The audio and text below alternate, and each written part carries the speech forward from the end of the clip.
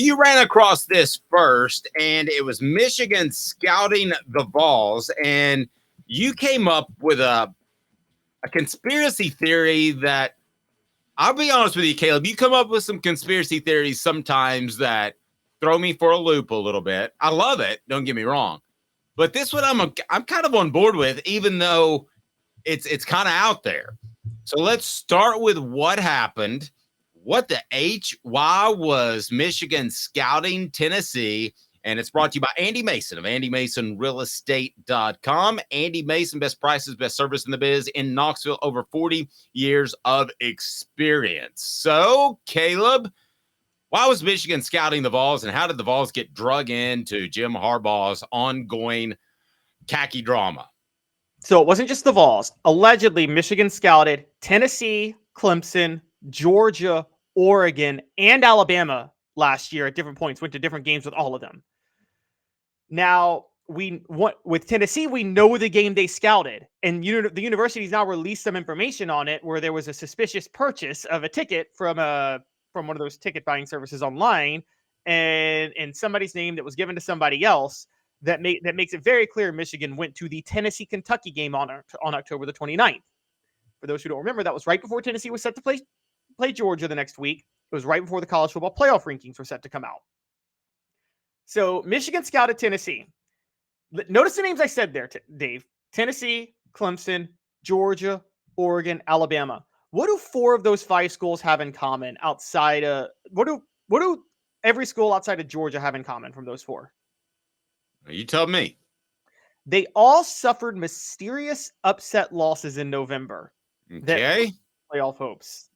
Okay. Now, one of them, we all were, I'll get to Tennessee and Clemson in a minute because I think you guys know where I'm going with that. Oregon was upset by Washington and Oregon State in November.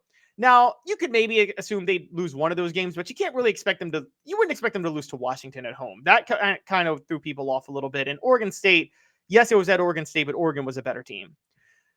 They were in the playoff hunt.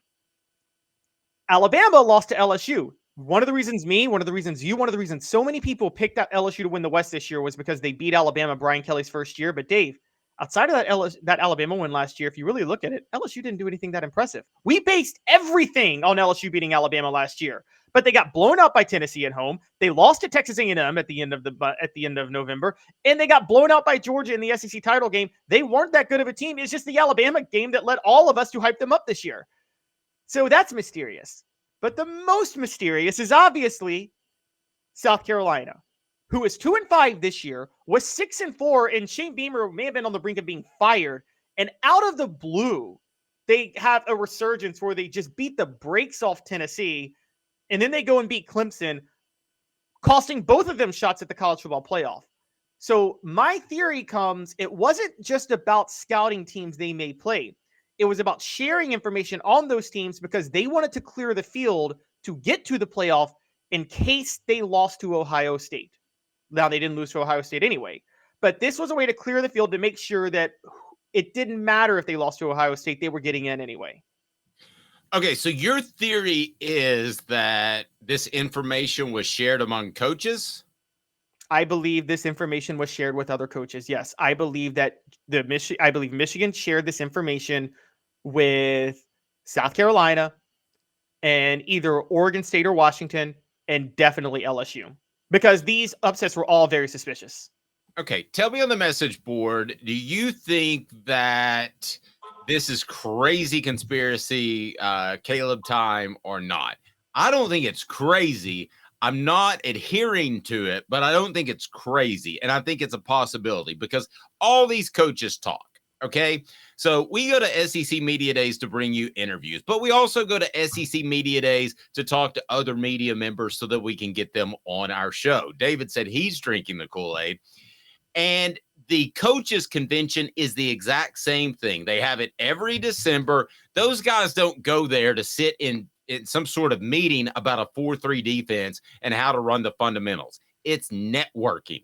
That's exactly what it is. And they go to the coaching convention, which is usually held in Dallas every December. In other words, you may not think it, but all these coaches know each other.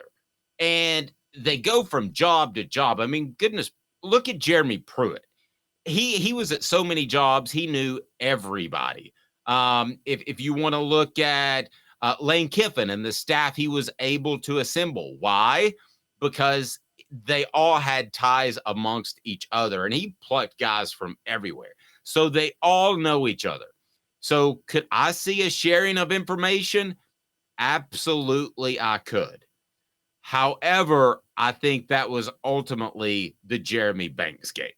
And Jeremy Banks, because of the off-field issues, missing a practice and starting a skirmish with Hendon Hooker 2 days before the game, is what cost Tennessee that game. So I think you're on to something very interesting, and I would be stunned if some of Michigan's coaches didn't share some information with some of those teams, but with Tennessee in particular, I believe firmly it was the Jeremy Banks game. But all of what you're saying does make an awful lot of sense. And these coaches, because I've talked to them, they know each other way more than you think. A coach at Alabama doesn't think, I hate that coach at Auburn because he's wearing Auburn. No, you don't think that. You think the postman hates the UPS guy? No. I mean, it's just two different jobs to them, to a lot of them. Yeah, I think that Tennessee fans were raised in a time where Philip Fulmer and Johnny Majors had ties to the university, but that's the exception to the rule, Caleb. That's usually not the case. These guys all know each other, and it wouldn't stun me. What do you think? David says he's drinking the Kool-Aid. Is Caleb onto something? Did the Wolverines cost Tennessee a berth in the college football playoff? That's what Caleb's saying right now. Dave, I'm with you. It was a Jeremy Banks game, but here's where it's weird. The Jeremy Banks game may explain how South Carolina, which was scoring 7 to 10 points a game, had like 6 points the week before against Florida. Could maybe explain why they scored 40 points. It doesn't explain how they scored a touchdown on every single drive that was meaningful in that game. Every single drive they scored a touchdown. That doesn't happen, okay? I don't care if you're playing a Division III school. You usually don't score a touchdown. I don't care if Alabama's playing a Division III school. You usually don't score a touchdown on every drive. You usually slip up once. They didn't slip up once in that game. And on top of that, it wasn't just Tennessee. They then beat Clemson the next week at Clemson. Okay, that's the year they end the losing streak to Clemson. And then on top of that, again, I want to go back to LSU. I'm starting to think in my mind, because y'all know I was high on Brian Kelly and LSU. Did I overrate them? Because I look back and we based everything about our hype behind LSU this year on that Alabama game. What else did they do last year, Dave? Who else did they beat? Nobody of substance. Nobody. How'd they manage to beat Alabama and beat nobody else of substance? An Alabama team that had its best quarterback in history in Bryce Young. I mean, that's just weird. And so now, at the end of the day, where this all comes down to, I have to point this out. I don't have a problem with sign stealing. Here's my philosophy on it. I think sign stealing works to the advantage of the team that had their signs stolen, because if you actually are smart, you realize your signs are stolen, and then you switch your signs up at halftime, and you catch the whole defense off guard every time. You line up the same formation, pretend you're running the same signs, and then you have the advantage at that point. And so it's not hard to change your signs at all. And Tennessee's is pretty difficult because they have 3 guys sending in signs and they wear the different color shirts. So it's not difficult to change that up. We're not talking about rewriting the English language. It's really not difficult at all. A couple of other notes on this. You think Michigan would have won a national championship before they fired a head coach? Would they go after? I will tell you this. There's a pretentiousness, an academic pretentiousness that we've talked about in the Big Ten, in some Big Ten schools. Ohio State less than others, but there certainly is at Michigan. Michigan, I could see being irked by Jim Harbaugh flirting with the NFL, and now this comes up, and they could run him off and think that they could go hire another coach because they're cocky and they don't like the fact that he's not a play by the rules type of guy and he's not a yes or no sir guy. He's a jackass to deal with by all coaches I've talked to. So yes, I think that they would win a national championship, but I think they would risk it and try to get somebody else thinking, hey, we're Michigan. We can do this. Tennessee did that with Philip Fulmer, by the way. So it's not unheard of. Now, David Michael brings up an interesting point. Would Kiffin go to Michigan? Well, the answer is hell yes, but they wouldn't hire him. But he would go. First of all, he would go in a heartbeat. He would go in 2 seconds. But if they have to fire Jim Harbaugh because of a scandal, if you have to fire a coach for a scandal, the number one coach you're not calling is Lane Kiffin at that point. That's just whoa! You're talking to the guy who wrote the story that there's no way Southern California would come after Lane Kiffin the day that Lane Kiffin left. So that's because that was a desperation hire. Do you remember how many people turned down USC because they knew that USC was in trouble?